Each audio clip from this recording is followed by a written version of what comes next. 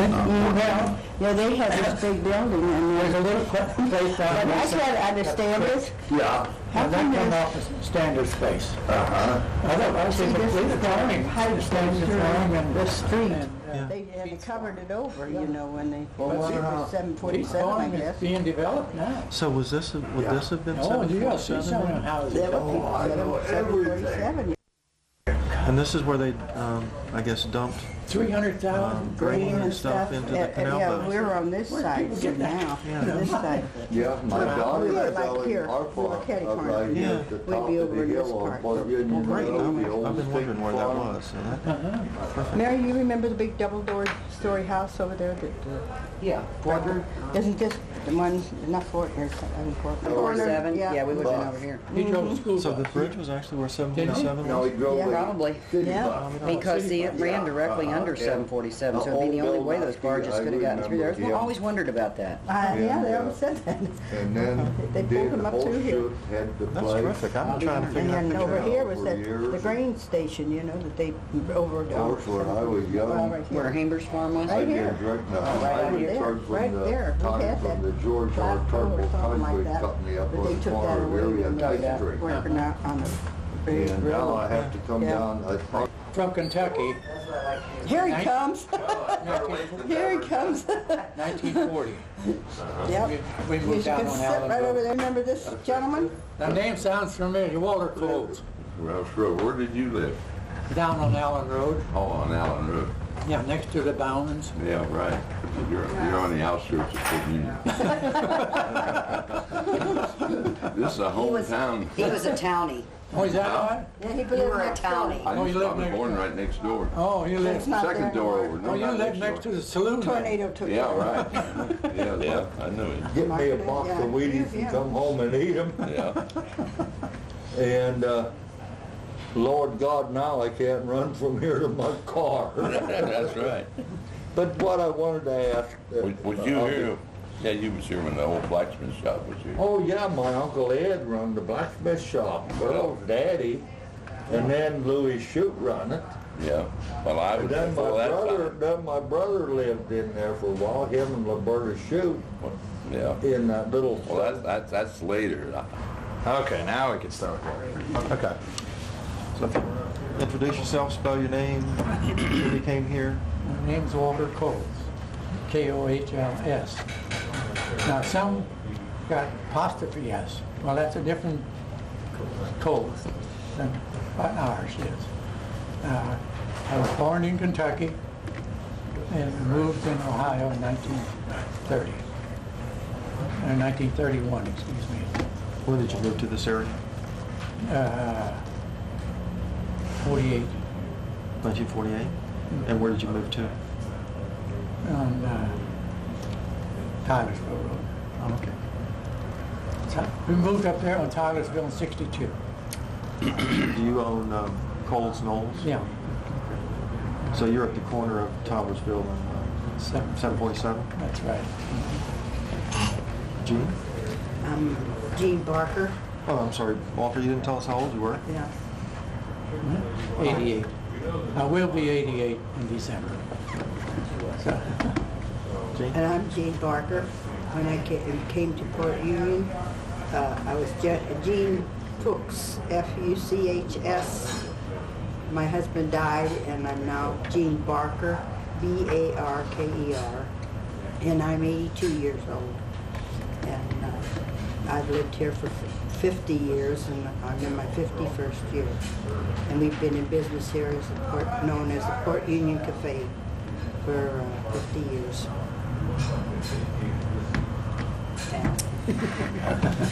I'm Alfred Drago, Drago is my last name. I was born here, the second door south of the cafe in 1914. And I've went to school at this little red schoolhouse up here on top of the hill, about half a mile. We used to have to walk up there and back. There was no school bus in them days. And I was born in the second house next to the cafe here, south of here, September the 25th, 1914. So this coming September the 25th, I will be 86 years old. And I had a good time in this town. I know everything that's happened since way back in 1917. I think I was 3 or 4 years old when I seen the train stopped up here at the train station, and I seen the soldiers get off and come down, walking down the middle of the street. I remember that. And I was only about 4 years old. I remember that. And I've seen the canal was between my house, the Miami Canal was between the cafe here, and our house was next door then. And I've swam in the canal, I've fished in the canal, I've ice skated on the canal. I know it up and down. There used to be an iron bridge right here north of the cafe. There was an iron bridge there, and it was on a swivel. And when the traffic got coming through, they would pull, I don't know how they pulled the bridge around. It was electric operated in or not. I think they pulled it back with mules. They would pull the team on this roller, and they would roll over, roll south, open to the right, and let the canal boat go through. And then when it went through, then they'd pull it back so the traffic could go through. And then, I don't know what year that was, but it was way back. Did you spell your name? Yeah, I did. Yes, and I have a lot of memories in this canal, and I know one time, well, you don't want to hear this now. We're going to get there. You're next. Yes. Excuse me, I'm a little hard hearing. My name is Merlin Arnold. I was born down here along the canal in 1925. So I'm too young to actually be a part of this. But the old canal furnished more entertainment for me and what few people live down there than you can ever believe. And the old Ely's had a grocery store up here on the corner where Super United Dairy Farmers is today. And we go cheat them out of a pint of French bar ice cream and sit on the bridge, which was concrete then at that day. And this was the biggest dance hall in the country here. When was this? This was enormous dance hall. People come from all around. We'd sit there and eat our ice cream and listen to the music. Boy, we thought we were big shots. We were kids. What else could you do? We wasn't old enough to buy a beer. Well, did you spell your last name? Did I what? Spell your last name. Arnold. Oh, okay. Arnold. And did you give your age? How old are you? 75. Yeah, but you know, that canal, when we moved right down here at 1/8 of a mile, I guess we had more fun in that canal, like Al said. Well, we're going to get to that. Let me We start out used first. to ice skate. We're going to get to that part. Okay. Let me start with McMakin. I know he was before your time. Anything about the construction of the canal? Who built it?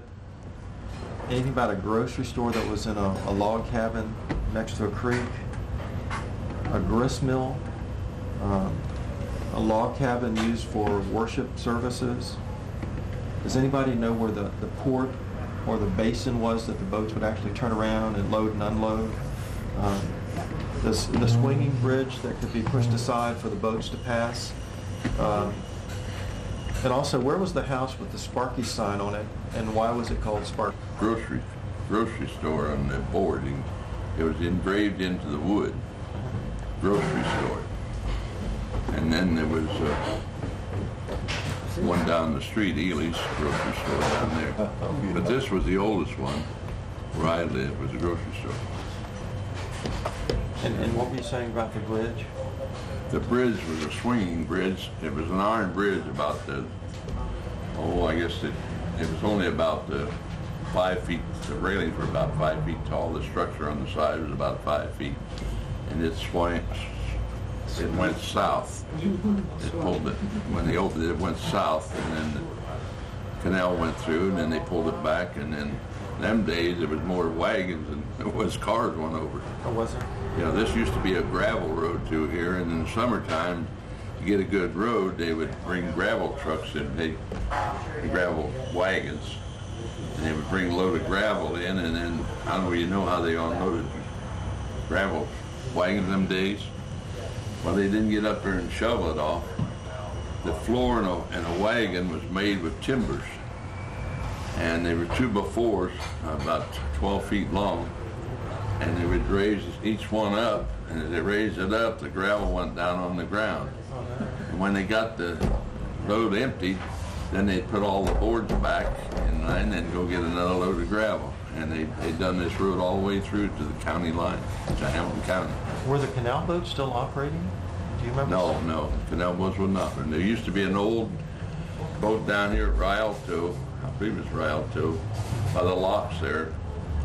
There was one, I think it was called the West Carlton. I'm not sure, but I think it was called the West Carlton. On the side it had West Carlton, I do remember that. And it was in the mud, sinking there, just sitting there in the mud, and been there for years and years. Whatever happened? There's a locks right here at the Fox Paper Company. There's a lock where the boat would go in there, and they would drop the water down, and it'd go on down the stream. And there was a pond right below the locks, and the paper mill's right beside that. We used to go down there and go swimming in the winter, cold weather. Do you have a swimsuit? And a pair of overalls with our swimming suit. And then I fell through the ice. I fell through the ice one night. No, we're not swimming, we were skating. That's what it was. It froze over. We're skating, and the ice broke, and I fell through. So I more than got out of the water, and my overalls was stiff like a board, you know, frozen. So I run in the paper mill and in the boiler house, took all my clothes off and hung them upside of the boiler to dry, and I sat in there, I guess partially naked, till I got my clothes dry, and then when we put them on and came home. That's what happened to me when I went to school. Is that right? Listen, I got something worse than that going to school. The teacher wanted to know how come I was standing on the register on my lunch hour. I said, well, we was playing out in the snow when I got my pants wet. And what really happened? Is that what really happened? No, I broke through the ice.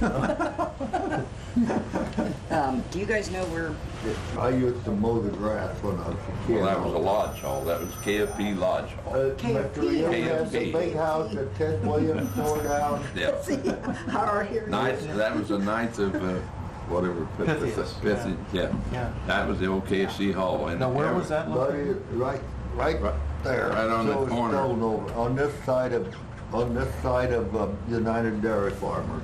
Oh, way this side. There was a house in between there, you know. Yeah, I know. Ely's lived in between there. Yeah, the Ely's, and then, This was right on the canal bank, about 20 feet off the canal bank. yeah, right. Big square house. It was a two-story house.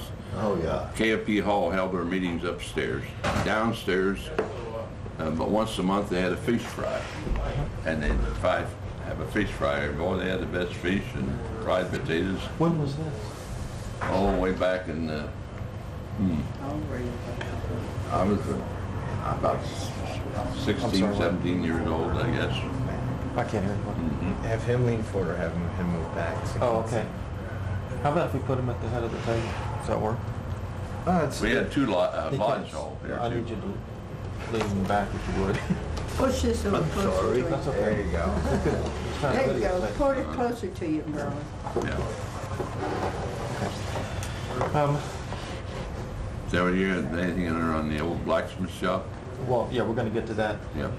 He wasn't videotaping when we were talking about the basin. Would you talk about that again? Where was that, the port or the basin located? Where The they basement was about 200 feet south of the bridge. The boats would go in there and turn around and then come back upstream. Yeah. What's there now? It's been filled in, and that's Johnson's backyard. They filled that all in years ago, and he had his camper. He sold campers and stuff like that, remember? Mm-hmm. And they filled all that low spot in there. That was their backyard for the grocery store. that used to be, there used to be the Ely's grocery store there. Okay. So, Does anybody know where the shoemaker's shop was? Or the blacksmith shop or the carrot shop? that's where I used to chase the flies off of the horses at the blacksmith shop. That was around the corner. There used to be a filling station on the corner over here, and it was just half a block down on the left-hand Yeah, side. the next building adjoined it. Yeah. Excuse me, I'm not supposed to talk. And the next 2 doors down from that was a Oddfellows Hall. It's still there. That's that big red brick building still there. Yeah.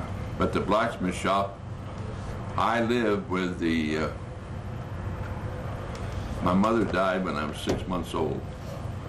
And they took me to the orphanage home in Norwood. I weighed 12 pounds when I was born. And they called and told my dad to come and get me. They couldn't do no more for me. I was just up at skin and bone. So Mrs. Preston up here, she worked on, her husband worked on the railroad here with my dad. So they drove down in a Model T Ford, went to the St. Joseph's Orphanage in Norwood and brought me back. I was skin and bones. They carried me on a pillow. They couldn't even hold me in my hands. I was so skinny. So they brought me home, and they milk didn't agree with me, but they found out that Eagle brand milk did. So they fed me Eagle brand milk and got me back to health, and here I am today weighing 240 pounds. 250 pounds now. And when they brought you home, where did you live? Well, she took care of me for almost 2 years. Mrs. Preston. And then my dad, he brought me home, and I lived with four different foster homes here in Port Union. While he was working during the day, I stayed at their house. And then he'd pick me up at night, and I would sleep at the house. We didn't have electricity then. So I had to sleep by lantern light, railroad lantern light at night. So, you know, in 1927, I believe we got our first electricity. And I had to come in here. I believe it was 1927. Where was the post office? There was, I don't know a post office here. I think we had to go to Westchester and get our mail. The post office in Westchester. But they delivered. It was a house. There was a house that you got it in. Yeah, right.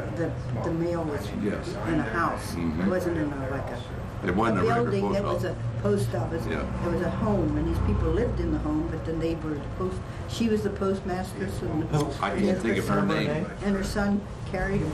I can't think of his I name. can't think of her name. When I went That was to way back. reunion, I went to class reunion, they mentioned her name too.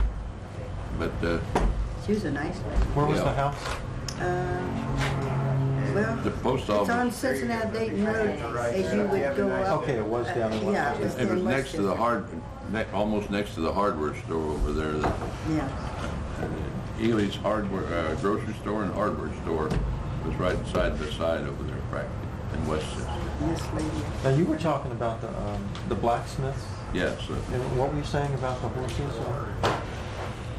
Well, I would get a nickel per shoeing a horse. Mr. Elwood would give me a nickel because I stayed at his house, and his daughter took care of me when I was about 4 and 5. No, I was 8, 9 years old, and I stayed there. And she was supposed to. My dad hired her to take care of us. Well, in the meantime, she was about 35, 40 years old, I think.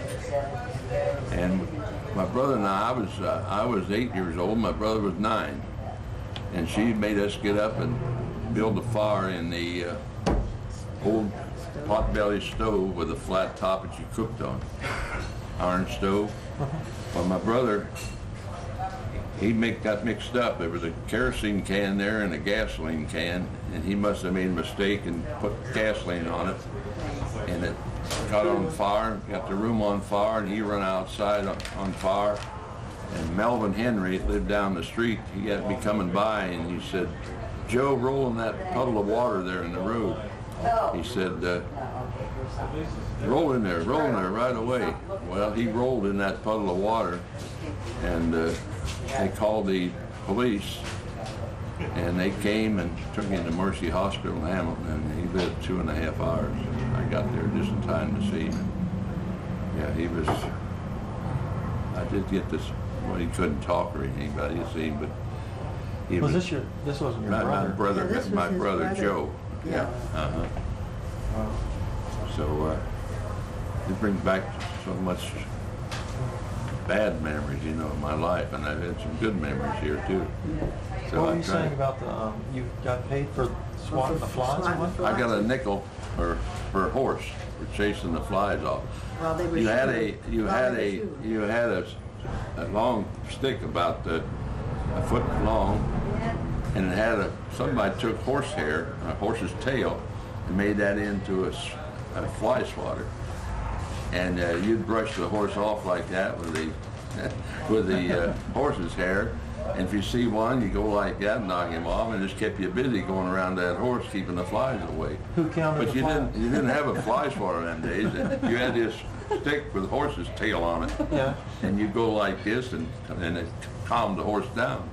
Some of them would get so active, the horse would be so active and jump. And little Jimmy Alwood, he only weighed about 90 pounds. You know, you had to put that horse's hoof up on top of your leg to file it and drive the nails in. And he was always, his hand was full of blood. Every day he shoot horses, his hand was full of blood. Now, he was the blacksmith. He was the blacksmith, yeah. And I stayed at their place. And after that, the people blamed her for my brother's death. And she left town and went to Minnesota and become a nun. Everybody accused her of, you know, causing my brother to die. Oh, that's a shame. So she went there, and Jimmy Alwood now is buried in the cemetery down in Reading on the left-hand side, the Catholic cemetery. As you come over by the Reading feed mill, right across That's the St. street. Peter and Paul, isn't it? Yeah, I think it is. St. Peter and Paul. So that's where he's buried. And I didn't know that. There was a person by the name of Letty Reynolds that owned this. And my cousin lived up here on top of the hill to farm this. He said, don't you remember when Aunt Letty Reynolds had this place?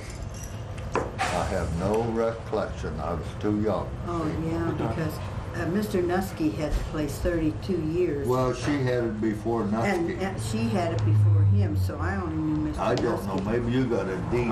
I didn't know Mr. Reynolds, but I knew Mr. Nusky real Oh, well. I know What old was Bill he like? Nusky real well. The Yeah. too. scales Yeah. was out here. The Right scales out. was out here in front of the side of the Right here. building here. Yeah.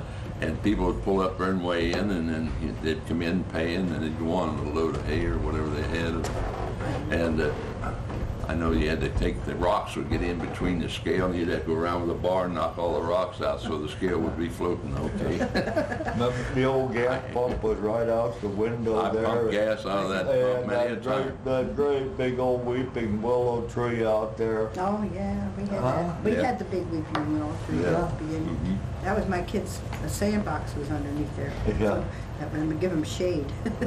What was this Bill Nusky like? He was a nice man. He was very tall. He was a very small Short man. and chubby. He fingers off. had 3 fingers cut off, and he had a finger and a thumb. But everybody said he knew how to rake them nickels in with that finger and thumb. Oh, man. Yeah, he could really rake them nickels in with that finger and thumb. Oh, man, yeah. Yeah, he should. Why did he sell? Well, his wife was ill, and his daughter lived two doors down from where Al lived. Yeah. And she had a little home built right behind her house, just like a bedroom and a living room and like an efficiency little Is that still apartment. there? Yes, it's still there. People That's living what in that it little right now. building is. Okay. That little building behind that house, yeah, that's Yeah, being I've seen that. fixed. And no, I lost my train of thought. Well, Mr. Nusky had sold his place to Martin Holschult, and Mr. Holschult kept it for 3 years, and then we bought it in 1950. What did he do with it, Well, Mr. Holstall? He was running it as a cafe, Okay. and then they only had beer, didn't have a whiskey license here then. And then he was a bondsman, so he was getting real busy as being a bondsman in Hamilton in the county.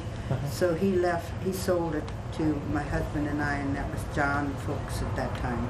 And we came here then. And Mr. Nusky, who lived 2 doors up, and his wife was still living then. Yeah, right. And his daughter, everybody called her Sis. So Sis, she married Nusky. Lester Henry. Lester Henry. She married Lester Henry. Oh, well, their name Yeah. was Henry, that's right. Huh? She was Mr. Yeah. Nusky's daughter, and he married this Les Henry. And then Bill and his wife lived in the little house behind them because she was paralyzed. She had a stroke. And so he would come over here early in the mornings, and I think his daughter was over there at their house, giving her a bath and etc. And while she was in there working with Mrs. Nusky, he'd come over here and sit and talk. And so finally we hired him to open up for us. And he would sweep the floor, and anybody that came in, and they had coffee or whatever they wanted to drink. Yeah. And anyway. So he that's sold how it, but he still worked here, huh? Yeah, he had sold it to Mr. Holsholt, and we bought it from Mr. Holsholt. And then he came over to really help. And she died, Mrs. Nusky, shortly after that. And so then he didn't have nothing to do, see, and that's why he would come over all the time and sit here and tell stories about how it was before, And he lived here 32, going on 33 years when he sold it. Are there any stories that you remember particularly well that he told? Just like the way his wife would get mad at him because he'd sit up here with a bunch of fellas and play cards all night. Oh. And she'd get real upset with him for doing that. Did you who added on to the building? I'm assuming the back part of this was added on. I think that Mr. Nusky may have had that built on. I don't know for sure. Do you know where the original, I guess the hotel rooms were? The upstairs was the hotel rooms. There were 4 big rooms at that time. And they were 4 big hotel rooms. And each room had its own stove. And they would have their own heat from there. Do you have old photographs of the rooms? No, rooms not. Are the rooms in there? The original? Yeah. Well, the only thing that's different is we took the chimneys out. Oh, okay. The chimneys were the stoves, because that gave us a little more room to take those for many children as we had at the time. Jeanne, do you know? I'm wondering, is the original inn, was it this area right here? Yeah, this was the area, and Mr. Nusky and his wife used to live on these 2 doors. Down here they had a kitchen and a living room, Right back a here? dining room. Yeah. Yeah, right behind here, yeah. And this was just the bar. And Bar's been changed 3 times. yeah. The bar Since used to we've be had it. across there. No, first was here. First it was here, then it was across there, and then they cut it off and made it back there. What was the original room? Just this right here? Mm-hmm. This long, down to here, to here. Yeah. And then from this wall over was closed off, and behind there they had a dining room. And then right behind there was their a living room, and he had his sleeping area upstairs. And Mr. Nusky had 2 or 3 children. Just this was the young daughter, wasn't it? Well, And 2 boys. Yeah, 2 boys and Robert and David. and Sis. Edwin. Not Yeah. Nusky. Nusky. But you're talking about Nusky. Yeah, I'm Nusky. talking about Henry. Oh no, Yeah. Nuskys that lived here. Now, did you Miss- live on the house, on the other side of the canal? I'm pointing the wrong way. This is Canal? On the other south. side of the canal there? There's no houses up that way, only up This back here, up the lane. You're right, you were right. They lived right off of 747. Okay, where's the UDA at? Right here on the corner, Okay, I can't see where it. you're sitting from, yeah, right here. Kind of corner from us here. Because see, the Port Union Road came on this side of the UDF. Where you see that little road there that's cut off? I'm sorry, That was I the missed Port that. Union Road. It used to come out right here. Here, in and this then you had a building. jog Oh, it did? to get over to the other part. Okay, I didn't know that. Yeah. 8 or 10 years ago, they bought the road out there, come out at Fort Union, and the road went straight across over to Fairfield. Okay, I didn't know that. How about the Dragos? How about it? Well, I don't know. I picked their name out of the history there. Who were they? Well, I've seen a lot of things happen. We was talking about the Henrys. Nuski's daughter married one of the Henrys, and Mr. and Mrs. Henry lived in this big house south of the cafe here. And this big one Was you the tore red? down, the Yeah, red the one one. we tore down. They lived in there. And Mrs. Henry, that's Lester Henry's mother. Yeah. She lived in this house next door. And he and his wife was separated. And his name was Charlie Henry. He lived in Middletown, and they were separated. But he would come down here to visit his children. So one night, he was coming down this way, and he just left, and I was on my bicycle riding up to the railroad track. And I saw him leave the house here and go that way. In the meantime, I saw a train, passenger train, that comes up every night about 8:30. Pennsylvania train was coming up the track. And I said, well, that's funny. I said, he's going to get there about the same time the train does. So I turned back over and looked over my head, and just as I looked over my head, the train hit this car and carried it up the track about 300 feet. Well, I turned around my bicycle and went up there, and he was knocked him out of his car, and he was laying in gravel alongside the road. It was in dust. He'd rolled so much and everything, and he was dead. The train had killed him, and so that shook me up quite a bit. And when was this? Well, I was in school up here, and I was in 7th or 8th grade. I guess I must have been 12 years old, I guess. Is that right? And I was riding my bicycle, and I turned to look back over my shoulder, just a train hit him. And that's one of the memories I remember. Well, you've seen a lot, haven't You ain't seen it all yet. You ain't heard it all yet. That fell a big volume, let me tell you. My lady friend I have now, my wife passed away about 3 years ago. My lady friend, I should get a book written and put it in action, and it would be a bestseller. It would be like Tom Sawyer of Port Union. Yeah, he's a Tom Sawyer. Who was right. Huck Finn anyway? Huh? Who was Huckleberry Finn? I don't remember it. I remember in the book, but I didn't read it. you? Where was the carriage shop? Does anyone know? Well, the carriage, no, I don't recall the carriage shop. I think it was like. I think it was in the back end of the blacksmith shop. Was it? I think so. Okay. I don't recall. But he used to put wagon wheels on carriages and gravel trucks. You take I don't know if you know how to put a wheel on. They had the old wooden wheels, and they would put the rim down. They put the wheel down, and they build a fire. Put a little piece of wood all the way around this wheel. And then they would heat it up, and they'd take water if it got a little too hot over here, and they'd keep it at a certain temperature all the way around. And they had this big iron rim, like putting a tire on in your car. And they would put this rim over this here wooden thing, this wooden frame of the wheel. And then they'd take hammers and tap it around. And if it started to get on fire, you go around with a little sprinkling can and put water around it so it wouldn't burn too deep into the thing. And they hammered that on. And then when they got it on, they would pour water on it real strong to shrink it and shrink the rim, the iron rim, so it would stick to the wheel. And that's why they put the wheels on. The rim was about 4 inches wide. Is that right? And it was about 4 or 5 foot in diameter. What did you do for bathrooms around here? I had an outhouse right next to the dance hall. When we first came here, we had an outhouse, and they had a men's and a ladies. You talking about outhouses, I'll tell you a story about that too. The Davises lived here on the corner, and he had a nice looking daughter, and we used to, one of the boys in my class, not in class, Bob Clemens, you know. I shouldn't mention names, but anyway.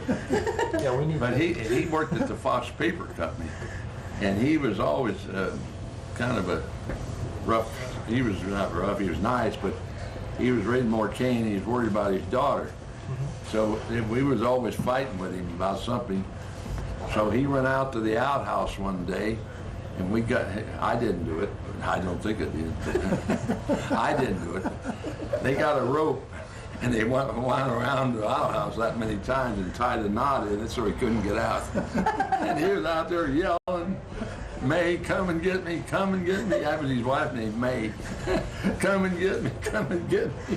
Mr. Clemens? Mr. Clemens. No, Davis, Warren Davis. Oh, lived Warren in the Davis. big. He lived Oh, in the big house. Oh, Yeah, he the lived in big the big house. house. Oh, And Bob okay. Clemens had a crush on his daughter. Oh, I see. And he was trying to keep him away from that. And so I said, Bob said, I'll get him with him. When he goes to the toilet, we sit out there with a big rope. So he went to the toilet and wrapped his rope around the toilet. I'll tell you. Oh, I hate to tell you some of these stories. Huh? How about anybody know is the Meade family burial plot still there? Meade? Yeah. And they were buried in Port Union? Yeah. Know anything about I that? never heard. What was the name? Meade? No, I never heard of me. Something How where about I- this Ohio station that was on Oh, this Ohio. the Joachim or something like that? Eugene Joachim? Oh, Jackman. Jack. That's pronounced Jackman. Well, he didn't have it first. Jim Miller had the station first. And Gene Jackman bought it That's who from had Jim another Miller. thing. And Jackman's family lived over on Seward Road, and that's where he was from. no, he owned a farm up here. Well, then they had the Yeah, farm up yeah, here. that's his Yeah, brother one of has the one brother, on yeah. Seward Road, yeah. Father. And Gene Jackman, he lived up here across the railroad track. And then he had that station. And then he got the filling station here, and he operated it for years and years. But Jim Miller, he worked for the city of Hamilton. He worked in the electric powerhouse, municipality in Hamilton. Jim Miller had the filling station here. What was Because it? I used to date his daughter once in a while. I know. Is this one of the 60 women you were telling me about? What? 60 This of one of them. the 60, did you want to talk about these 60 women? 66. 66 women. 66, yeah.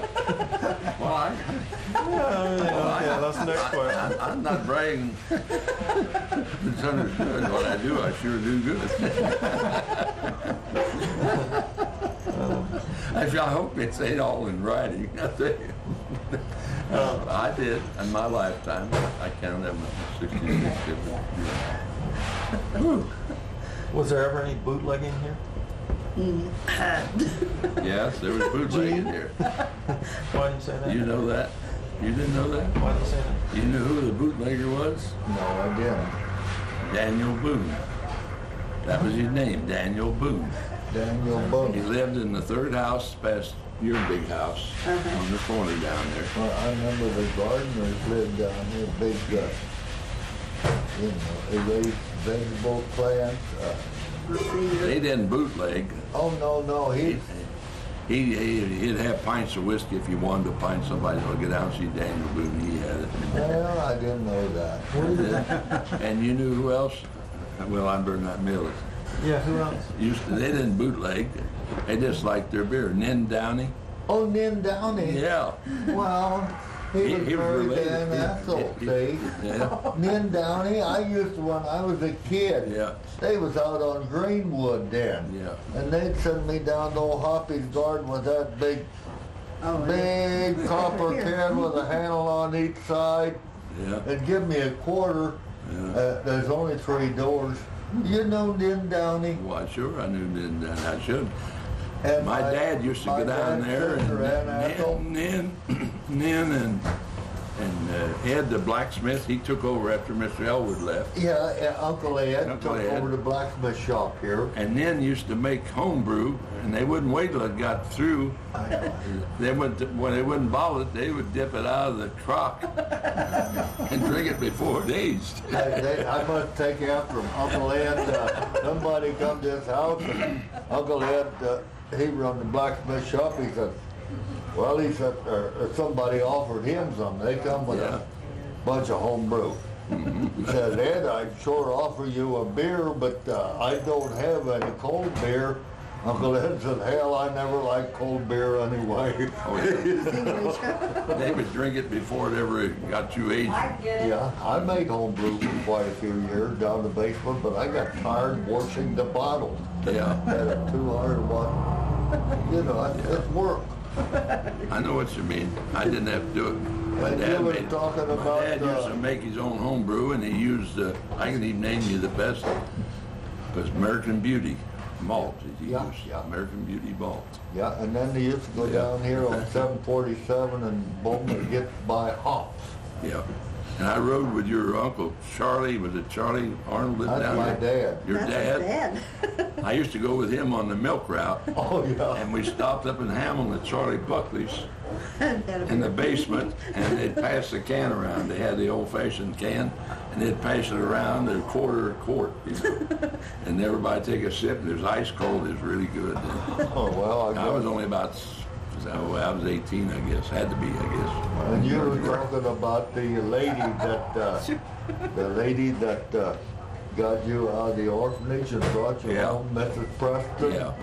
That's my mom's sister. Is that right? Oh, Yeah. was she your mom's sister? Yeah, Lizzie Preston was my mom's sister. My mom was, they were all Kohls, Koeld, Kohls. But, George Cato. huh? His name was George Cato. Lived up at Princeton. Oh, yeah, on the big where the doctors bought the farm, that Yeah, was right. Uncle George.